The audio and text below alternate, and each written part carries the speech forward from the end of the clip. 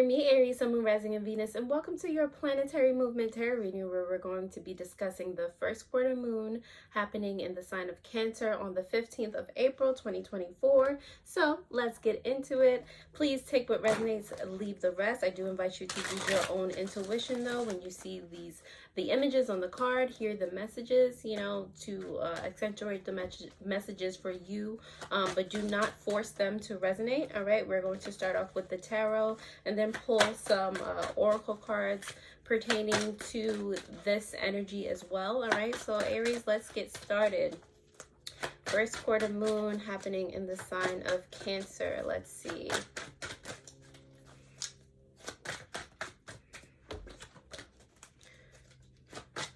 All right, Aries, so first off, okay, we got a few coming on now. Okay, first quarter moon.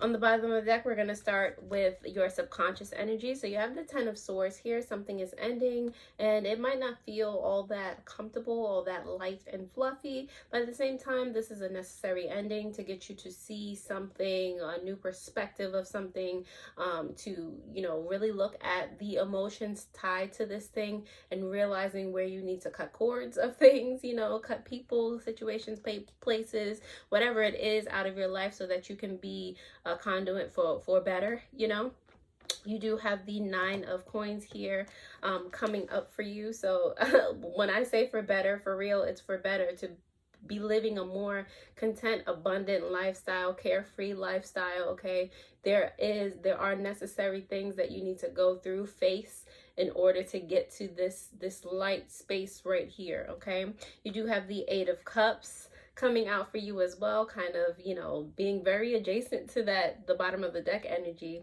and to accentuate on it, because yes, there are things that you need to walk away from, or walk through to, be able to detach from it. Okay, this 8 of Cups is you literally, one by one, going through those cups, different emotions, different situations that you have been through, and assessing, what type of nurturing they need so that you can learn from them, and again, use that information to empower yourself to move forward in whatever endeavors that you are, trying to do so. You have the 7 of Swords here, because again, it's that energy of what is in these cups that I've been holding on to for dear life, that I really didn't need to hold on to for dear life. What is in these cups that consists of or is adjacent to fear and doubt, and all of those energies where you need to rely on energy outside of yourself, where you feel like you're not enough just being yourself. Okay, so this is that time to really feel and figure those things out for you. Okay, so again, that you can live this carefree abundant lifestyle, this very accomplished to you, not to anybody else's standards, but accomplished for you, that lifestyle. Okay, so Aries, if this resonates in any way, shape, or form, I'm so glad that it helps. I'm so glad that it does. Let's go ahead and start to clarify these messages for you, starting with this 9 of Coins here. This 9 of Coins is here for you, Aries. I just got the question how to attain this 9 of Coins. It is here for you because Spirit said what it said. Okay, so you do have the 9 of Pentacles that came out, as well as the Judgment. Listen to your higher judgment, your higher self, the Most High.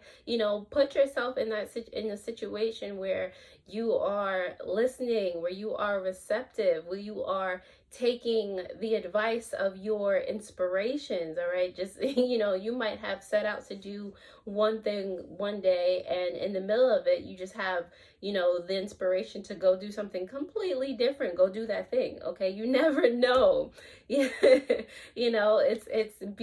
having the ability to pivot toward and on to the path that you're supposed to be on. Let yourself be divinely guided, please, and thank you. All right, the 2 cards, they're repeating themselves already out of all these cards in this deck. All right, anyway, who's it? The 8 of Cups is here for you. Let's see, the Eight of Cups is here for you because of the, and I just got, like, there's for some of you, I'm intuiting that, you know, of course it's easier said than done, you know, listening to your intuition and being open to that guidance, but it does have to do with you diving into the emotions that hold you back.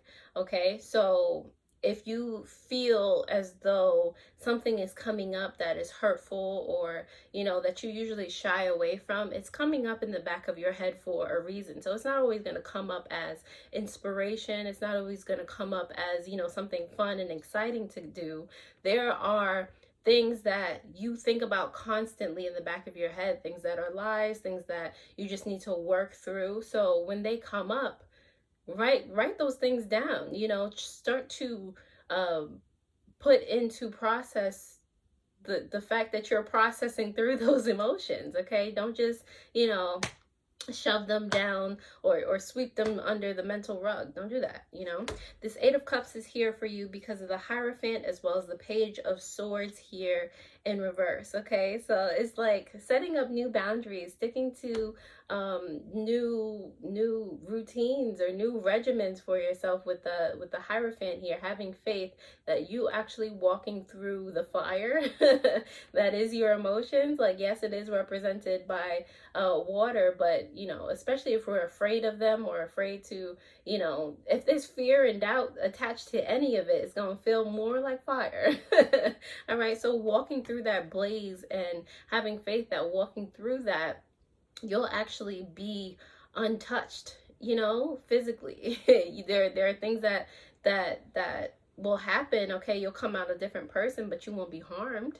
You know, you'll actually be the most beautiful, the most enlightened version of yourself, the version of yourself that is in those daydreams that you have about when you are looking at yourself in totally different circumstances, more abundant circumstances. Okay, so yes, go walk through that fire. See where you have literally been ignoring, you know, these ideas, these thought processes before, where you've been taking steps backwards, and make a promise to yourself and keep your word, because without authenticity, especially with yourself, then what do you have, you know? So keep your word as you start this process. You know, the Seven of Swords here for your, I guess, the final message, your outcome. Seven of Swords here is here because of the transmute card, as well as the Two of Pentacles. Okay, so we're transmuting these lies, these deceptions, this deceit, this misdirection energy. We're transmuting that into back into peace, back into alignment. Okay, so this is what this first quarter moon is kind of, you know, helping you do, especially before you get to the whole, you know, full moon, the manifestation type of situation. It's helping you stay on track with the intentions or the desires that you set on the new moon. Okay, so let's see, on the bottom of the deck you do have the Ten of Swords, and it is clarified by the Hanged Man here in reverse. Okay, subconscious energy. Let me see how I want to portray this to you. Like I said, with the Ten of Swords, there's something that we need to break away from, something that, you know, has been holding you back for a while. It's just like, you know, it always comes up. There's always like a nagging in the back of your head for it. So there's a need to break free, cut those ties. With the Hangman here in reverse, you have to be, or it will behoove you to be open to, you know, focusing on something else, or seeing that focus, that acute focus that you have towards those things, as something that you might want to focus on even harder. Like it's trying to tell you something. Your mind doesn't just keep, you know, bringing stuff up, old stuff up for no reason, you know, that's bothering you for some reason. So you deal with it, you know, heal with it. All right, so um that is the message there. I hope that resonated, and if you would like a personal tarot reading, definitely look in the pinned comment as well as the description below. I'm going to pull some moon oracle cards for you specifically because this is moon energy that we are dealing with, subconscious, emotional, spiritual energy. So let's see what comes out for you, Aries. All right, you do have the dark moon, listening, solitude, and loss. Okay, this is, we just went through the eclipse. Okay, there's a lot of energy surrounding you listening to yourself, you being in solitude. This is like a lot of self-care, spending time with self time. Okay, and dealing with the loss of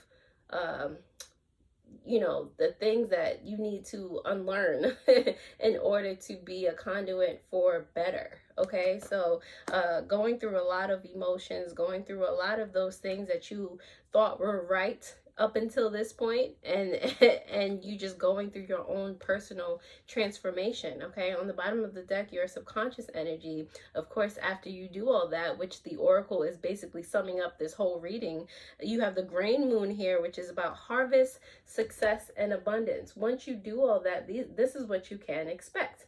All right, and if you haven't realized, that looked like a full moon, right? You got a dark moon, and once you work through that, everything comes into fruition. Point blank, period. I love it. All right, Aries, one more oracle message that I'm going to share with you, and this one I'm going to read from the guidebook so you get the direct message here. This is the Priestess of Light oracle deck, so let's see what messages come out for you via this deck. Okay, as you can see, there's a moon on the back as well. You have 4 coming out for you, and it is summoning power, instinct, intellect, and control. And on the bottom of the deck, you have 39 miracles, ancient wisdom. So again, let's see what these have in store for you. Of course, we're going to, let's start with the bottom of the deck first. So you have miracles, subconscious energy, okay? The High Priestess of ancient societies holds a spark of human consciousness between her fingers, gathering the energy of the heavens above and connecting it to the resonance of the earth below. Serenely focused, she aligns these powerful frequencies with the unseen vibrations of universal intention. She is the priestess of mysteries, representing miracles, divinity, and magical wisdom and power. Ancient societies vibrated at a frequency powerful enough to build miraculous structures, including the Great Pyramids of Egypt and the singular stone obelisk. Arranged in formations designed to direct massive amounts of energy, they reveal the magical feats achievable by harnessing the power of ancient wisdom and inner knowing. This card tells you that you now have the ability to approach your life in this profoundly aligned way. You are moving into a time when miracles of every nature can be manifested. In fact, they are your birthright. Great accomplishments are yours when you let go of the striving and open yourself to the ancient wisdom of quietly filtering through the part of your consciousness connected to eternal truths. Okay, focus and serenity will power your consciousness creation as you journey deep into your inner knowing. You are a seer and great manifester.